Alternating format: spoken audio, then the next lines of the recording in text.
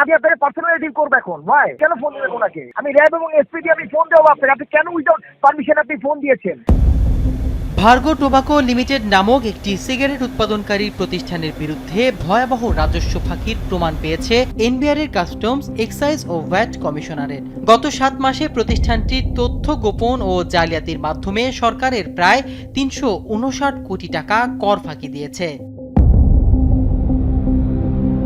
এই দুর্নীতির বিষয়ে বক্তব্য নিতে গিয়ে কালবেলার একজন সিনিয়র রিপোর্টার নজিরবিহীন হুমকির সম্মুখীন হন। নিজেকে ক্যাপ্টেন রায়হান পরিচয় দেওয়া এক ব্যক্তি সাংবাদিককে ফোন করে সংবাদ প্রকাশ না করার জন্য চাপ দেন, পরক্ষণে হুমকিও দেন।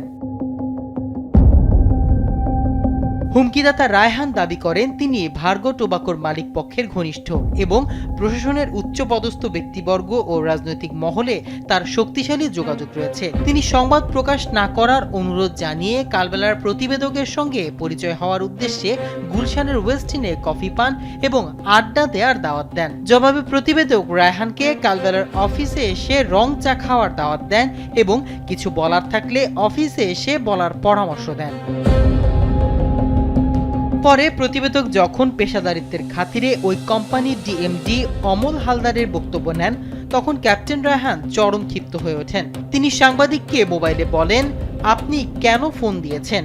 আপনি কি পুলিশ না কাস্টমস? এমনকি র্যাব পুলিশ দিয়ে ফোন দেওয়ারও ভয় দেখান।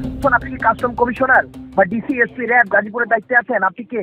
তা আপনি কেন ফোন দিয়েছেন? আমি আমার কাজের সূত্রে ফোন দিয়েছি, আপনাকে তো বলি নাই। ফোন দিবেন, কুশল বিনিময় করবেন, আপনি পরিচয় হতে চাবেন, দাওয়াত করবেন, নো প্রবলেম। না না, আমি তো দাওয়াত নেওয়ার জন্য বলি নাই। আপনার বিরুদ্ধে যে অভিযোগ, যে মামলা হয়েছে সেটা আপনি কোনো ইস্যু নিয়ে তো ফোন দেওয়ার আপনার অথরাইজেশন নাই, এবং আমি আপনাকে পার্সোনালি ডিল করবো এখন। ভাই ঠিক আছে, কেন ফোন দিবেন ওনাকে? ঠিক আছে, ঠিক আছে। আমি র্যাব এবং এসপি দিয়ে আমি ফোন দেবো আপনাকে, আপনি কেন উইদাউট পারমিশন আপনি ফোন দিয়েছেন? মনে করেন আমি একজন আর্মি অফিসার, আপনি আমাকে ফোন দিবেন, মনে করেন আমি একটা গ্রুপ অফ কোম্পানি মালিক, আপনি তো রিটায়ার্ড, আপনি কি হিসাবে আছেন কোম্পানিতে? আমি মেজর জেনারেল সাফাইসারের অ্যাডভাইজার হিসেবে কাজ করি। আমি এছাড়াও সিভিল এভিয়েশনে অত শাহজালাল বিমানবন্দরে বসি। রায়হান দাবি করেন যে তিনি ইতোমধ্যে র্যাব 1-এর সিও এবং পুলিশের এসপি এর সাথে কথা বলেছেন।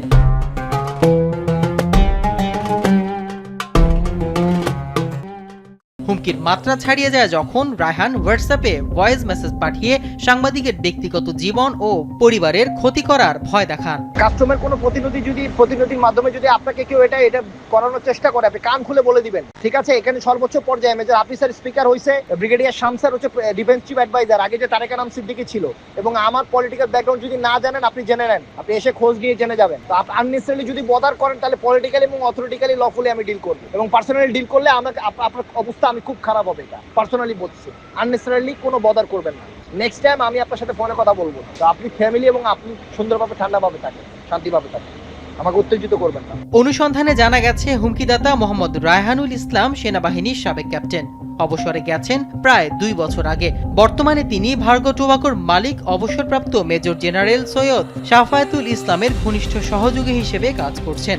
28 বছর বয়সী রায়হানের স্থায়ী ঠিকানা ঠাকুরগাঁও এবং বর্তমানে ঠিকানা রংপুরে। তদন্ত ও নথিপত্র পর্যালোচনায় দেখা গেছে প্রতিষ্ঠানটি স্থানীয় উৎস থেকে কেনা তামাকের বড় অংশই রিটার্নে প্রদর্শন করেনি। এই অঘোষিত তামাক ব্যবহার করে তারা অবৈধভাবে সিগারেট উৎপাদন ও বাজারে বিক্রি করছে। শুধু তাই নয়, বিক্রির পর অর্জিত ভ্যাট ও সম্পূরক শুল্ক সরকারের কোষাগারে জমা দেয়নি।